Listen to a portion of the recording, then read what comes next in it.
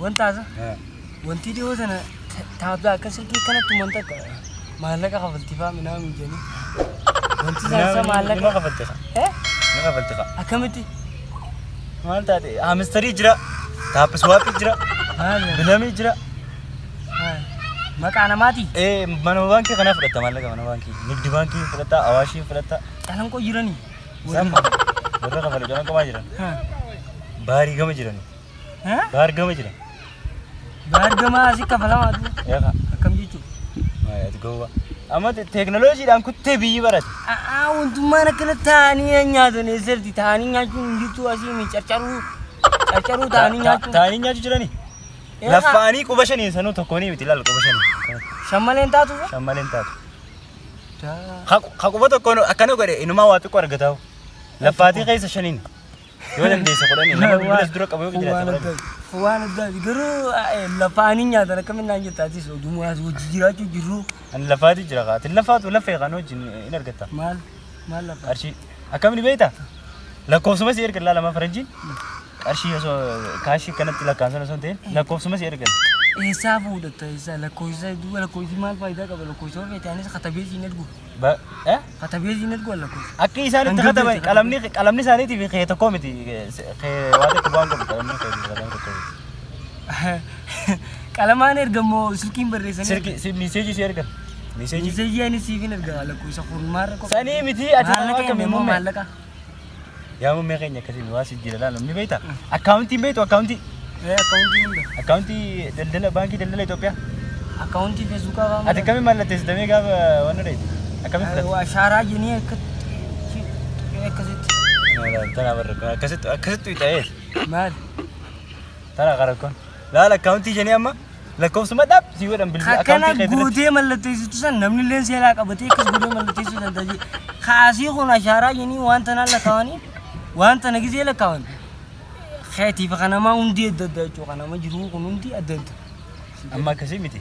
Lakkoofsuma si erga laala maati biizinasa kana jalqabu qabdu. Online business yaani afaan warra adii. Online business. Warreenyi. Warra adii. Warra diddiimaa.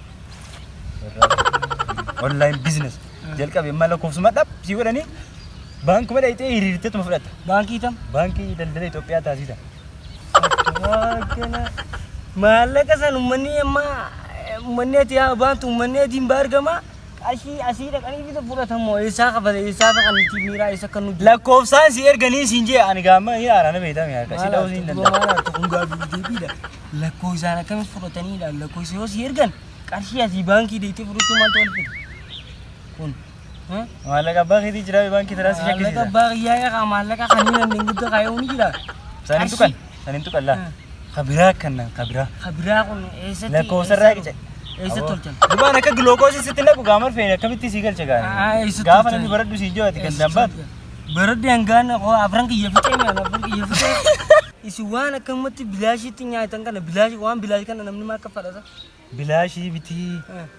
Anama laphee nyaadhu ati horii nyaachiseetiin dibicha nyaachiseetiin gabbisee gurguree waa meeqa jechuun qarshii ta'e riizaaltii callaa jechuudha. Guduunfattee asitti guduunfattee galchita malee. Laffaatii nyaachuun waan akkasiiti malee. Yaa ati bara amma fagoo jirta laala amma namni ati qotisa ati maasuutu ta'e isa namni laa qilleensarra qotee qilleensumarraa oomisha galfata laala. Qilleensarra eessa qotan? Agaayis qilleensumarra qota. Amma ati guuza walii qilleensarra guuza walii oolaan jiru namni invite jeni guuza jira amma invite masi godhanii. Ooyiruu qilleensarra haa fudhu. Afaan warra adii sanitti invite jechuun guuza jechuudha. Invite yoo si godhe guuza naa oolte. Ati amma dachuma tana hurkaa malee nyaachuu jirti amma qilleensarra facaafadhu bilisa qiyyeessa. Qilleensarra eessa ati amma guuza naa invite si godhame. Qilleensi ni ta'a. Start naa godhi. Maal? Start waan jedhanii jira start. Mee saansi godhu. Koi ka amma miti. Silkii guddoon qabdu. Takkaatan. Silkii naan binne baankii jedhee. Sanini start naa godhi. Guuza biyya naa oolte.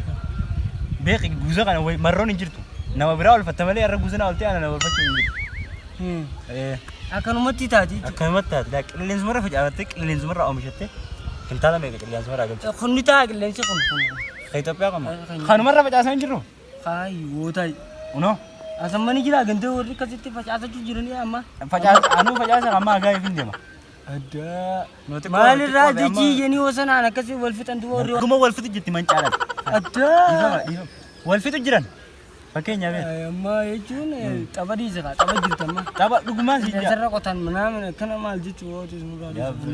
Duba kamii si wada gaansi marfee sitti naqu wadi gowwaa. Tapi mare via ambil tantai tentu nak kami hamster jenneen hamster lan hamster aku menira kan itu nira jin bir lan qarshi rira beeta met ajaib bokhon rira mit bir lan kan kafalam bir dollar beekta dollar beekta maal hanna jirtan tin Kenya fi jedin maal ati lamma yoomtu for example hanna jirtan jechuun hanna malee waan bilaaje kumatti waan addaatu afaan khabiraa qaraatanii dhuftanii asuma hojii dhalanii guddanii asumatti afaanis hin jeeni maali maal haasoftaat language jeeme language